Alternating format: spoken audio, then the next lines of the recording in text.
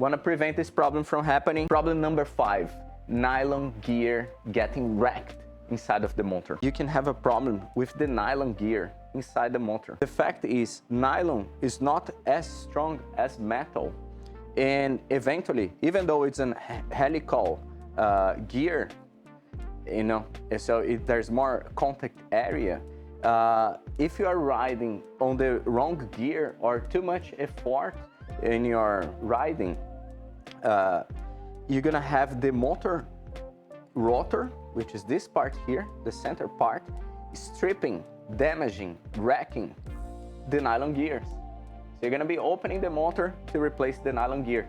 In this case, the nylon gear will work as a fuse.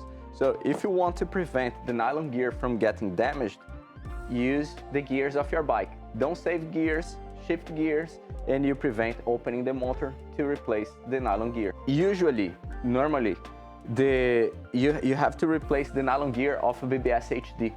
The BBS HD is the Bafang 1000 watts motor. So this helical gear strips, breaks the nylon gear of the BBS HD. Want to prevent this problem from happening? Shift gears on your bike, ta ta ta ta ta, and be happy.